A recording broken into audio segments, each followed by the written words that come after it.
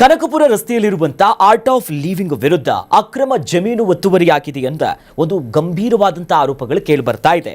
ಆಶ್ರಮದ ಎದುರು ಸಮತಾ ಸೈನಿಕ ದಳ ಅನಿರ್ದಿಷ್ಟಾವಧಿ ಧರಣಿ ಮತ್ತು ಸತ್ಯಾಗ್ರಹವನ್ನ ಈಗ ಶುರು ಮಾಡಿಕೊಂಡಿದ್ದಾರೆ. ಸರ್ಕಾರಿ ಹಾಗೂ ಬಡವರು ದಲಿತರ ಜಮೀನನ್ನ ಈ ಆಶ್ರಮ ಅಕ್ರಮವಾಗಿ ಒತ್ತುವರಿ ಮಾಡಿಕೊಂಡಿದೆ ಅಂತ ಇದೀಗ ಎಸ್ಎಸ್ಡಿ ಆರೋಪವನ್ನ ಮಾಡಿದೆ.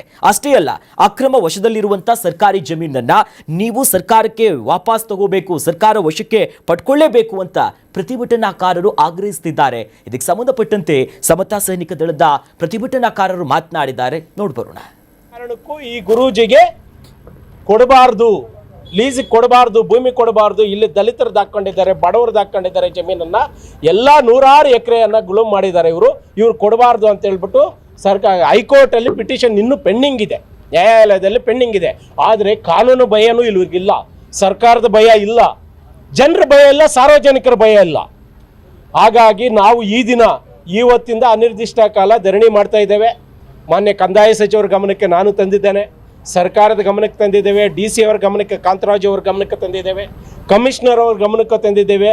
ಇವರೇನಾದರೂ ಈಗಾಗಲೇ ಇನ್ನೊಂದು ಮಾಹಿತಿ ಏನಂದರೆ, ನಿಮಗೆ ಈಗಾಗಲೇ ಸರ್ವೆ ಮಾಡಿದ್ದಾರೆ. ಸರ್ವೆ ನಮ್ಮ ಹೋರಾಟದ ಫಲವಾಗಿ ಸರ್ವೆ ಮಾಡಿದ್ದಾರೆ. ಈಗಾಗಲೇ ಆ ಸರ್ವೆ ಮಾಡಿ ಇವರು ಎಷ್ಟು ಒತ್ತುವರಿ ಮಾಡ್ಕೊಂಡಿದ್ದಾರೆ ಸರ್ಕಾರಿ ಜಮೀನು, ಬಡವರ ಜಮೀನು ಅಂತ ಹೇಳ್ಬಿಟ್ಟು ಲೆಕ್ಕ ಇದೆ ಸರ್ಕಾರದ ಹತ್ರ. ಆದ್ರೂ ಸಹ ಅವ್ರು ಕೈ ಕಟ್ಟು ಕುಳ್ಕೊಂಡಿದ್ದಾರೆ. 50-60 ವರ್ಷದಿಂದ ಮಾಡ್ತಾ ಇದ್ದವು. ಬೆಳೆಯನ್ನೆಲ್ಲ ನಾಶ ಮಾಡಿದ್ರು, ಒಳಗಡೆ ಗೇಟ್ ಹಾಕೊಂಡ್ಬಿಟ್ರು, ಬರೋ ದಾರಿಲಿ ಕಲ್ಲು ಸುರಿದು ಬಿಟ್ರು, ಬೆಳೆ ಎಲ್ಲ ಕಿತ್ತಾಕ್ಬಿಟ್ರು, ಒಳಗಡೆ ನಮ್ಮನ್ನು ಬಿಡಲಿಲ್ಲ. ಯಾಕೆ ಇವ್ರನ್ನ ಗೊರ್ಕಗಳು ಮಾಡಕ್ಕೆ ಬಿಟ್ರು, ನಮ್ಮನ್ನ ಒಳಗಡೆ ಬಿಡದೆ ಹೋಗ್ಬಿಟ್ರು.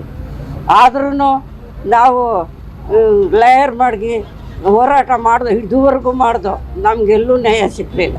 ಅವರು ನಾವು ಮಕ್ಕಳನ್ನ ಓದಿಸ್ತೀವಿ, ಅದು ಮಾಡ್ತೀವಿ, ಇದು ಮಾಡ್ತೀವಿ, ಅವ್ರಿಗೆ ಹೇಳೋದು ಕಳ್ಸು. ತಹಸೀಲ್ದಾರ್ ಬಂದಿದ್ದರು, ಎಲ್ಲ ಬಂದಿದ್ದರು, ಬಂದು ಅಳತೆ ಮಾಡಿಕೊಟ್ರು ಬಿಡಲಿಲ್ಲ ನಮ್ಮ ಜಮೀನ. ನಮ್ಗೆ ಇವಾಗ ನಾವು 50 ವರ್ಷದಿಂದ ಮನೆ ರಿಜಿಸ್ಟ್ರ್ ಮಾಡೋಕ್ಕೆ 1000 ರೂಪಾಯಿ ಇಲ್ಲ, ಆ ಪರಿಸ್ಥಿತಿಲಿದ್ದೀವಿ. ದೇವಸ್ಥಾನದಲ್ಲಿ ಹೂವು ಮಾರ್ಕೊಂಡು ಜೀವನ ಮಾಡ್ತಾಯಿದ್ದೀವಿ, ಆದರೂ ನಮ್ಮ ಜಮೀನು ಬಿಡಲಿಲ್ಲ. ಎಷ್ಟು ಜನ ಹೇಳಿದ್ರು ಬಿಡಲಿಲ್ಲ, ಎಷ್ಟು ಹೋರಾಡಿದ್ರು ಬಿಡಲಿಲ್ಲ. ಪ್ರತಿಷ್ಠಿತ ಆರ್ಟ್ ಆಫ್ ಲಿವಿಂಗ್ ಇತ್ತೀಚೆಗಷ್ಟೇ ಪ್ರಧಾನಿಯವರು ಕೂಡ ಬಂದು ಹೋಗಿದ್ರು. ಆದರೆ ಈಗ ಹೇಳ್ತಾ ಇರುವುದು ಈ ಪ್ರತಿಷ್ಠಿತ ಜಾಗ ಒತ್ತುವರಿಯಾಗಿದೆ, ಅಕ್ರಮವಾಗಿ ಹಾಕ್ಕೊಂಡ್ರು. ಒಂದು ಕಡೆ ಕೋರ್ಟ್ ಕೂಡ ಕೇಸಲ್ಲಿದೆ ಸರ್. ಹೆಸರಿಗೆ ಒಂದು ರೀತಿ, ಒಳಗೆ ಒಂದು ರೀತಿ. ಯಾಕೆ ಈ ರೀತಿ ವಿಚಾರಗಳು ಬಂದಾಗ ಕೋರ್ಟ್ನಲ್ಲಿದೆ ಕೇಸು, ಅಧಿಕಾರಿಗಳ ಗಮನಕ್ಕೆ ತಂದಿದ್ರು ಕೂಡ ಇಂಥ ವಿಚಾರದಲ್ಲಿ ಅಧಿಕಾರಿಗಳು ಒಂದು ಹೆಜ್ಜೆ ಮುಂದೆನೇ ಇಡೋಲ್ಲ ಅನ್ಸ್ಬಿಡುತ್ತೆ. ಇದು ಎಲ್ಲರ ಸಹಕಾರ, ಅಧಿಕಾರಿಗಳು, ಸರ್ಕಾರ ಎಲ್ಲರ ಸಹಕಾರದೊಂದಿಗೆ ಮೆರೆದಾಡಿರುವಂಥದ್ದು ಅಂತ ಅನ್ಸುತ್ತೆ. ಇದು ಸಾಮಾನ್ಯವಾಗಿ ಒಬ್ಬ ವ್ಯಕ್ತಿ ಕೈಯಲ್ಲಾಗಿರುವಂಥದ್ದಲ್ಲ, ವ್ಯಕ್ತಿಗಳಿಗೆ ಸಹಕಾರ ಕೊಟ್ಟಿರೋದ್ರಿಂದನೇ ಇವತ್ತು ಆರ್ಟ್ ಆಫ್ ಲಿವಿಂಗ್ ಅನ್ನೋ ಕಾನ್ಸೆಪ್ಟಲ್ಲಿ ಅಂಥ ದೊಡ್ಡ ಸಾಮ್ರಾಜ್ಯ ಕಟ್ಕೊಂಡು ನಿಂತ್ಕೊಂಡಿರುವಂಥದ್ದು. ಪ್ರಧಾನಿಯವರು ಬಂದು ಹೋಗ್ತಾರೆ ಅನ್ನುವಂಥದ್ದು ಕೇಳಿಸ್ಕೊಂಡ್ರೆ ಈ ಬಡ ಮಹಿಳೆ ಅಲ್ಲಿ ಅವರು ರೊದ್ದೆ ಮಾತಾಡ್ತಾ ಇದ್ರಲ್ಲ, ಗದ್ಗದಿತ ಆಗ್ತಾ ಇತ್ತು. 1000 ಕೊಟ್ಟು ನಾವು ರಿಜಿಸ್ಟರ್ ಮಾಡ್ಕೋಬೇಕು ಅಂತಂದ್ರೂ ಕಷ್ಟ ಇದೆ, ದೇವಸ್ಥಾನದಲ್ಲಿ ಹೂವು ಮಾರ್ಕೊಂಡು ಬದುಕ್ತಾ ಇದ್ದೀನಿ ಅಂತ ಹೇಳ್ತಾ ಇದ್ದಾರೆ. ಇಂಥವರ ಧ್ವನಿ ಅಡಗಿಸಿ ಇಂಥವರ ಜಮೀನನ್ನು ಕಿತ್ಕೊಂಡು ತಿನ್ನುವಂಥವಿದಾವಲ್ಲ, ಇವರಿಗೆ ಸರಿಯಾಗಿ ನಾವು ದಾರಿ ತೋರಿಸ್ತೀವಿ, ಇವರಿಗೆ ಏನು ಮಾಡಬೇಕು ಆ ಶಾಸ್ತಿ ಮಾಡ್ತೀವಿ ಅನ್ನುವಂಥ ನಿಟ್ಟಲ್ಲಿ ಇವತ್ತು ಸಮತಾ ಸೈನಿಕ ದಳ ಮತ್ತು ರಾಷ್ಟ್ರೀಯ ಅಂಬೇಡ್ಕರ್ ಸೇನೆ ಸೇರಿಕೊಂಡು ಒಂದಷ್ಟು ಆ ದಲಿತ ಮುಖಂಡರೆಲ್ಲ ಸೇರಿಕೊಂಡು ಅಲ್ಲಿ ಹೋರಾಟ ಮಾಡ್ತಿದ್ದಾರೆ. ಆ ನಿಟ್ಟಲ್ಲಿ ಮಾತಾಡೋದಕ್ಕೆ ಕೆಂಚಯ್ಯನವರು, ರಾಷ್ಟ್ರೀಯ ಅಂಬೇಡ್ಕರ್ ಸೇನೆ ರಾಜ್ಯಾಧ್ಯಕ್ಷರು ಮತ್ತು ಸಮತಾ ಸೈನಿಕ ದಳದ ಖಜಾಂಚಿಯವರು. ಸರ್ ನಮಸ್ಕಾರ. ಸರ್ ನಮಸ್ಕಾರ. ನಾಗರಾಜ್ ಅರೇವಳೆ ಮಾತಾಡ್ತಾ ಇದ್ದೀನಿ. ನಮಸ್ತೆ ಸರ್. ನಮಸ್ತೆ.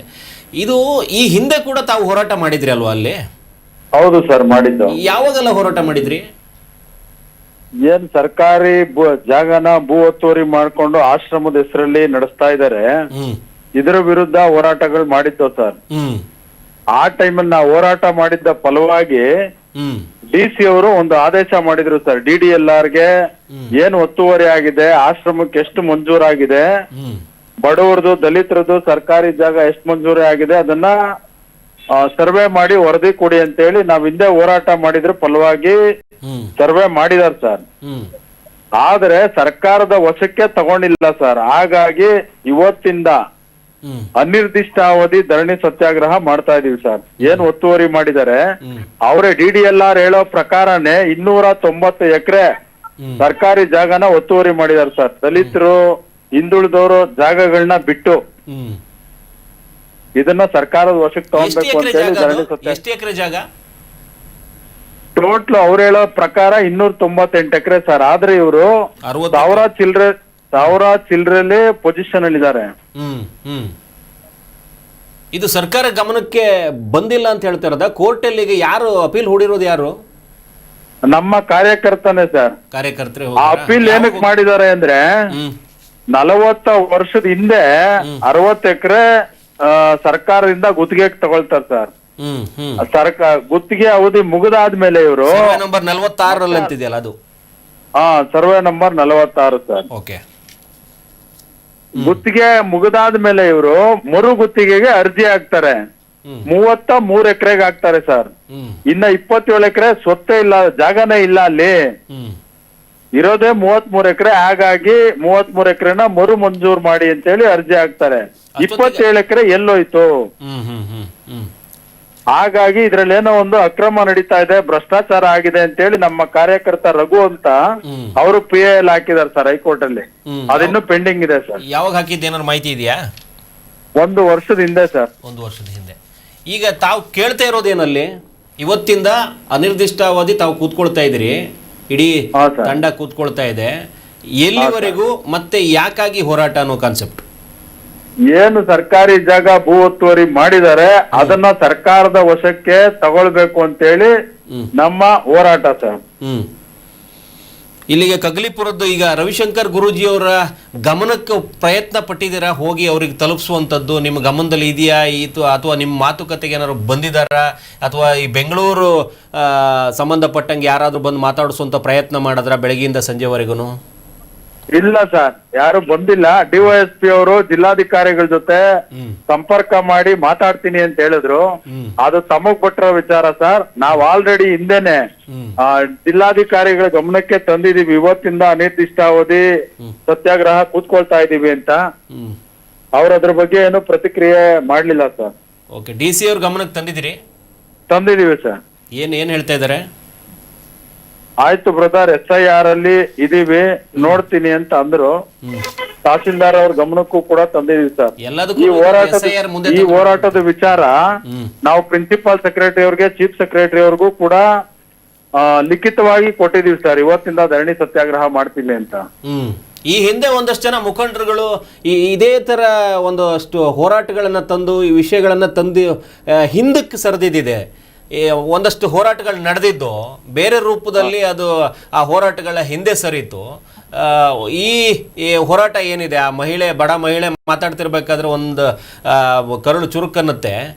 ಹೋರಾಟವನ್ನು ಮುಂದುವರಿಸಿ ಆ ದೊಡ್ಡ ಗುರೂಜಿಗೆ ಕಿವಿಗೆ, ಆ ದಪ್ಪ ಚರ್ಮಕ್ಕೆ ತಲುಪುವವರೆಗೂ ಈ ಹೋರಾಟವನ್ನು ನಿರಂತರವಾಗಿಸ್ಕೊಳ್ಳಿ. ಒಳ್ಳೇದಾಗಲಿ ಸರ್. ನಮಸ್ಕಾರ. ಸರಿ ಸರ್. ಅಂದರೆ ನಾವು ಕಂಡಂತೆ ಈ ರವಿಶಂಕರ್ ಗುರೂಜಿ ಸಂಬಂಧಪಟ್ಟಂಗೆ ಅಲ್ಲಿ ಬೇರೆ ಬೇರೆ ಘಟನಾವಳಿಗಳು ನಡೀತವೆ, ಸಂಜೆ ಆದರೆ ಅಲ್ಲಿ ಬೇರೆ ಬೇರೆ ರೀತಿ ನಡೆಯುತ್ತೆ ಅನ್ನೋ ಕಾನ್ಸೆಪ್ಟನ್ನೆಲ್ಲ ಹೇಳಿಕೊಂಡು ಬಂದು ಹೋರಾಟ ಮಾಡಿ, ಹೋರಾಟಗಳು ಹಾಗೇ ನಿಧಾನಕ್ಕೆ ಹಿನ್ನೆಲೆಗೆ ಸರಿದು ಬಿಡ್ತವೆ, ಬದಿಗೆ ಸರಿದು ಬಿಡ್ತವೆ. ಆದರೆ ಅವರು ಇವತ್ತು ಒಬ್ಬ ಪ್ರಧಾನಮಂತ್ರಿಯನ್ನೇ ಕರೆಸ್ಕೊಳ್ತಾರೆ ಆಶ್ರಮಕ್ಕೆ ಅಂತಂದಾಗ ಸ್ವಲ್ಪ ಮಟ್ಟಿನ ಒಂದು ಭಯದ ವಾತಾವರಣ ಸೃಷ್ಟಿಯಾಗುತ್ತೆ. ಯಾಕಪ್ಪ ಇಷ್ಟೊಂದು ದೊಡ್ಡ ಕೈ ಇದೆ ಅಂತ. ಆದರೆ ಈ ದಲಿತ ಪರ ಮುಖಂಡರು ಇದು ಯಾವುದನ್ನು ಲೆಕ್ಕಿಸದೆ ಆ ಬಡವರ ಪರವಾಗಿ ನಾವಿದ್ವಿ, ಯಾವ 1 ಇಂಚು ಜಾಗವೂ ಕೂಡ ಸರ್ಕಾರಿ ಜಾಗವನ್ನ ಒತ್ತುವರಿಯೋ ಕಬಳಿಕೆಯೋ ಮಾಡೋದಕ್ಕೆ ಬಿಡೋದಿಲ್ಲ ಅಂತ ಏನು ಹೋರಾಟಕ್ಕೆ ಇಳಿದಿದ್ದಾರೆ. ಇದೊಂದು ನ್ಯಾಯಯುತವಾದ ಹೋರಾಟ. ಈ ಹೋರಾಟಕ್ಕೆ ನಮ್ಮ ಬೆಂಬಲ ಅಂತೂ ಇದ್ದೇ ಇದೆ. ಒಳ್ಳೇದಾಗಲಿ ಅವರಿಗೆ. ಕರ್ನಾಟಕ ನ್ಯೂಸ್ ಬೀಟ್ ಫಾಲೋ ಮಾಡಿ, ಸಬ್ಸ್ಕ್ರೈಬ್ ಮಾಡಿ.